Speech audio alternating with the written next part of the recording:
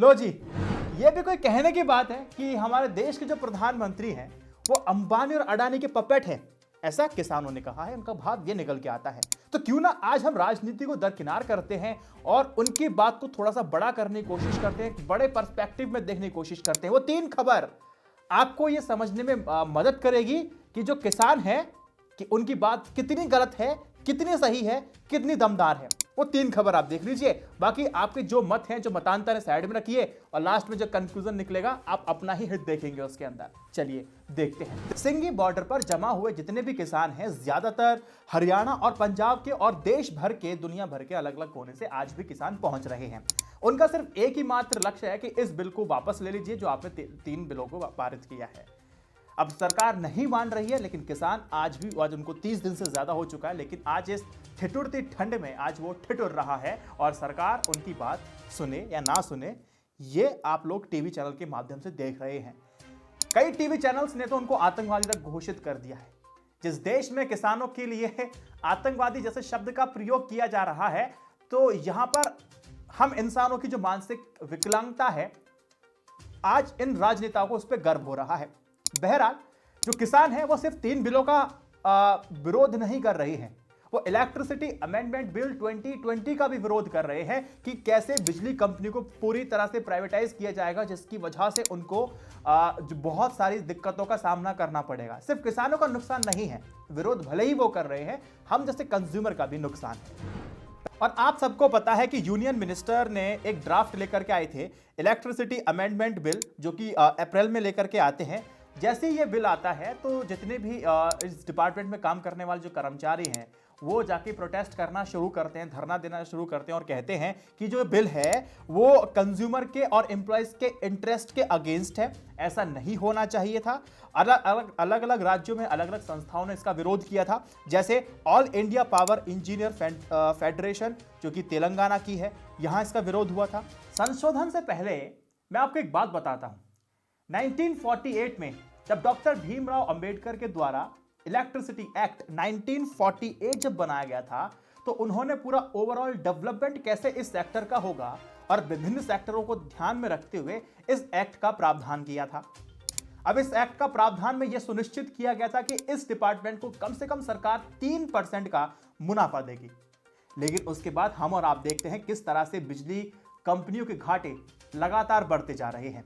फिर 2003 में इस इलेक्ट्रिसिटी एक्ट में एक संशोधन किया गया था, उसके बाद भी घाटे बहुत तेजी से बढ़ने लगे और अब सरकार ने दोबारा से एक बिल को पारित किया है। विद्युत संशोधन विधेयक पारित होने पर बिजली की कीमत तकरीबन 10 रुपए पर यूनिट हो जाएगी। ऐसे समझिए कि 10 HP का जो प्राइवेट ट्यूबवेल है ना, वर्तमान यानी कि स्थिति में अभी कोई चलाता है तो उसको 1700 रुपए का महीने का बिल आता है।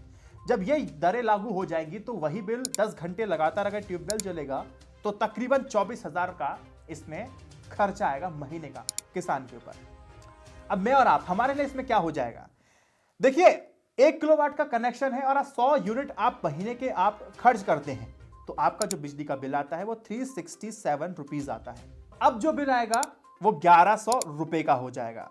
ठीक ऐसे ही जो शहरी इलाके हैं जिनका कनेक्शन 2 किलोवाट का है और 250 रुपए यूनिट उनका बिजली का खर्च आता है, उनका जो बिल आता है महीने का 1726 रुपए आता है। और अब जो बिल आएगा इस नए कानून में वो आपका आएगा 2856 रुपए। इतना बड़ा आपको अंतर देखने को मिलेगा।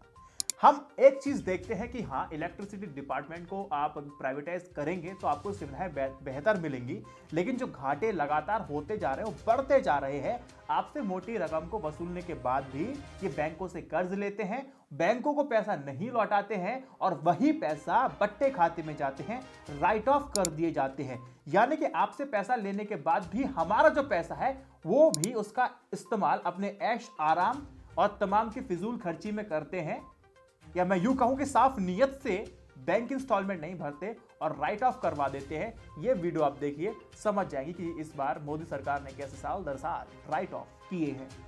यहां तो दोनों नुकसान है, एक तो जनता का पैसा तो आप बर्बाद कर रहे हैं और साथ में वो कि आपने जनता को महंगे दर पर तो यूनिट दी और जनता तो वैसे ही मर रही थी, तो आपने तो वैसे ही इस हाथ से लिया और दूसरे हाथ से आपने उस जनता का संपूर्ण पैसा जो बैंक में रहता है आप उसका इस्तेमाल करते हैं। और फिर हम लोग लाइन में खड़े होकर देखते हैं कि ये 1000 रुपए की लिमिट, 1000 रुपए की जो लिमिट है कब हटेगी। तो नुकसान हमें और आपको हमेशा से होता है। पहली बात, राज्य सरकार किसानों को डीबीटी के माध्यम से भुगतान कर भी दे तो भी किसानों को पहले बिजली का भुगतान तो करना पड़ेगा, नहीं तो उसका कनेक्शन काट दिया जाएगा, डिस्कनेक्ट कर दिया जाएगा। जो कि पहले से ही जो किसान है वो आर्थिक रूप से कमजोर है, उसके पास पीड़ित है, किसानों के लिए किसी कहर से ये कम नहीं होगा, क्योंकि फसल की बुआई के पकने तक किसानों को बीज, खाद, सिंचाई, कीटनाशक इत्यादि में काफी पैसा लगाना होता है। तो ये सबसे बड़ी समस्या है, किसान इसीलिए इसका विरोध कर रहे हैं। कई सारे एक्सपर्ट ये भी कहते हैं कि किसानों को इससे नुकसान नहीं होने वाला है। ये तो एक इलेक्ट्रिसिटी डिपार्टमेंट का प्राइवेटाइजेशन है, रेलवे का डिपार्टमेंट का प्राइवेटाइजेशन हो चुका है। सरकार जब से प्रधानमंत्री नरेंद्र मोदी जी की सरकार आई है तब से 121 कंपनियों में, सरकारी कंपनियों में सरकार अपनी हिस्सेदारी बेच चुकी है, डिसइन्वेस्टमेंट कर चुकी है। ये वीडियो मैंने बना दिया है। तो लगातार सरकार, हमारी जो मोदी जी हैं, जो कैपिटलिस्ट हैं, इनकी जो इकोनॉमिक जो पॉलिसीज हैं किस दिशा में है ये तो आपको समझ में आ गया। मैंने 1 साल पहले एक वीडियो बनाया था एयर पोल्यूशन को लेकर के कि कैसे कानूनों में तब्दीली कर दी जाती है। ये रिपोर्ट द वायर की थी, उस वक्त मैंने रिपोर्ट किया था, इसको पढ़ लीजिए। मई 17, 2019 में एक मीटिंग होती है। यूनियन मिनिस्ट्री ऑफ एनवायरनमेंट ने कोयले से चलने वाले थर्मल पावर प्लांट से होने वाले एयर पोल्यूशन के स्टैंडर्ड को बढ़ाने की मंजूरी दे दी है। अब देखिए, थर्मल पावर प्लांट से निकलने वाली जहरीली गैस नाइट्रोजन ऑक्साइड की जो सीमा है वो 300 से बढ़ा करके 450 मिलीग्राम नॉर्मल क्यूबिक मीटर कर दी है। पॉल्यूशन स्टैंडर्ड कितना होना चाहिए, कितना नहीं होना चाहिए, यह सब डिसाइड कौन करता है? यह सब डिसाइड करती है सेंट्रल पॉल्यूशन सेंट्रल बोर्ड, यानी कि सीपीसीबी। अब देखिए, इसने इसका विरोध किया था, लेकिन बाद में पावर मिनिस्ट्री की बात माननी पड़ी। अब मैं आपको बता दूं कि मीटिंग से पहले, यानी कि मई 17, 2019 से पहले, मई 2, 2019 को सेंट्रल पॉल्यूशन कंट्रोल बोर्ड ने अपनी एक मॉनिटरिंग रिपोर्ट को तैयार किया था।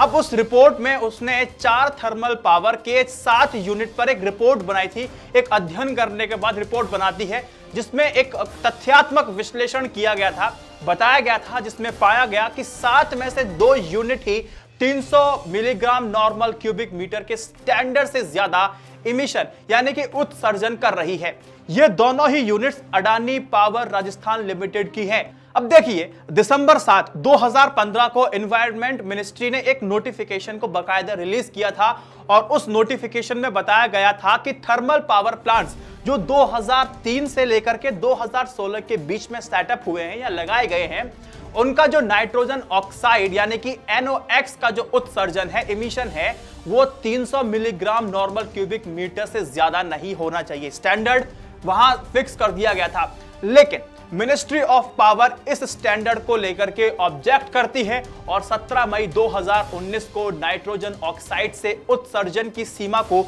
300 मिलीग्राम नॉर्मल क्यूबिक मीटर से बढ़ा करके 450 मिलीग्राम नॉर्मल क्यूबिक मीटर करने का अप्रूवल दे दिया है। अब मॉनिटरिंग रिपोर्ट कहती क्या है? मॉनिटरिंग रिपोर्ट की माने तो अडानी पावर प्लांट की दोनों यूनिट से नाइट्रोजन ऑक्साइड का जो इमिशन है, उत्सर्जन है, 509 मिलीग्राम नॉर्मल क्यूबिक मीटर था और दूसरे यूनिट का 584 मिलीग्राम नॉर्मल क्यूबिक मीटर था, जो कि प्रिस्क्राइब्ड लिमिट जो थी 300 मिलीग्राम क्यूबिक मीटर से काफी ज्यादा है। अब यह अन्य 3 पावर प्लांट की 5 यूनिट का नाइट्रोजन ऑक्साइड उत्सर्जन 200 से 300 मिलीग्राम क्यूबिक मीटर के बीच ही था। आपको ICMR की एक रिपोर्ट बताता हूं। 2019 में एयर पोल्यूशन की वजह से 16,70,000 लोगों की मौतें हुई थी और वायु प्रदूषण ही कारण था और उसी कारण की वजह से 2,60,000 करोड़ का हमारा इकोनॉमिक लॉस हुआ था, आर्थिक नुकसान हुआ था। ये ICMR की खुद की रिपोर्ट है।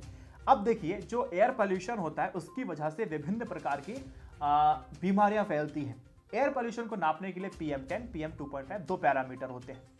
दोनों ही 50 से कम होने चाहिए, 100 से कम होने चाहिए। लेकिन आप PM2.5 जब भी आप चेक करेंगे अपने घर के आसपास, वो 450 होता है। 450 होने के बाद जब छोटे छोटे कण आपके नाक के थ्रू, जब आपके सांसों के थ्रू आपके बॉडी के अंदर पहुंचते हैं, वो आपके ब्लड में जाके मिलते हैं। जब ब्लड में जाके मिलते हैं तो तमाम तरह के कैंसर्स होते हैं, ब्लड कैंसर होते हैं। अभी लंग कैंसर के केसेस बहुत ज्यादा आ रहे हैं। पहले हमने और आपने देखा था कि 50-55 की साल में जाकर के लंग कैंसर इत्यादि जैसे एक डिजीज आती थी, लेकिन अब 45 से 30 साल के होने पर भी अगर आप हैं तो आप फिट ना मानिए अपने आप को, आप भी लंग कैंसर से प्रताड़ित हैं। तमाम रिपोर्ट्स को आप देख सकते हैं, नहीं तो आप जाकर डॉक्टर से 15 मिनट जाके बात करिएगा, आपको पूरी स्थिति समझ में आ जाएगी। इसका सबसे बड़ा जो मेन रीजन है वो है एयर पॉल्यूशन, गंदी हवा। अब मैं आपको एक पॉइंट बता दूं, वायु प्रदूषण फेफड़ों से जुड़ी बीमारियों के 40% मामले के लिए जिम्मेदार है, और वहीं स्कैमिक हार्ट डिजीज, स्ट्रोक, डायबिटीज और समय से पहले पैदा होने वाले नवजात बच्चों की मौत के लिए वायु प्रदूषण यानी कि एयर पोल्यूशन 70% तक जिम्मेदार है। आपको एक आंकड़ा दे दूं, 2019 में जितनी मौतें प्रदूषण की वजह से हुई, उतनी मौतें ना तो सड़क दुर्घटना से हुई, ना आत्महत्या से हुई, ना आतंकवादी जैसी घटनाओं के कारण हुई। जितनी मौतें हैं वो एयर पोल्यूशन की वजह से हो जाती हैं। अब यह बात आपको समझ में आ रही है, इसके समाधान क्या है? इसका समाधान सिर्फ एयर पोल्यूशन को प्योर करने के लिए एयर प्यूरिफायर घर के अंदर लगा लेना, ये कोई सोल्यूशन नहीं है। आप एक बात को समझ लीजिएगा कि एयर प्यूरिफायर की कीमत एक तो 3,000 से शुरू होती है, लाख 1.5 लाख तक पहुंचती है। हर कोई इसको अफोर्ड कर पाएगा, ये आपको सोचने वाली बात है। एयर प्यूरिफायर अगर मैंने ले लिया तो वो मेरी प्राइवेट हो गया, ये मेरा निजी फायदा हो गया, और वो भी मैंने घर के अंदर। घर के बाहर जब मैं स्टेप आउट करूंगा तो वो भी किसी फायदे का नहीं है। एयर प्यूरिफायर का घर में होना और बाहर आप वर्किंग है तो उसका कोई तुक नहीं बनता है कि अब बाहर दिन भर रहें और घर पे आके सिर्फ 2-4 घंटे की आप स्वच्छ हवा लें, तो उससे कोई फर्क नहीं पड़ता। लेकिन हाँ, ये मार्केटिंग स्ट्रैटेजी है, आप सब फंस जाते हैं और आप खरीद के ले आते हैं, तो ये निजी फायदा है। जैसे पानी, साफ पानी मुहैया कराना सरकार का काम है, लेकिन आज हम प्यूरिफायर का इस्तेमाल कर रहे हैं, ये भी अपना निजी बेनिफिट है। आज हम 1 घंटा बिना पानी के रह सकते हैं, क्या हम 1 मिनट बिना हवा के रह सकते हैं? क्या हम 5 मिनट बिना हवा के जिंदा रह भी पाएंगे? जवाब बहुत आसान है, बिल्कुल नहीं। इसका समाधान क्या है? सरकार कोशिश तो करती है कि इसका समाधान कुछ निकले। जो समाधान निकालती है तो वो समस्या में सरकार पड़ जाती है। जैसे कि दिल्ली का एग्जांपल ले लीजिए।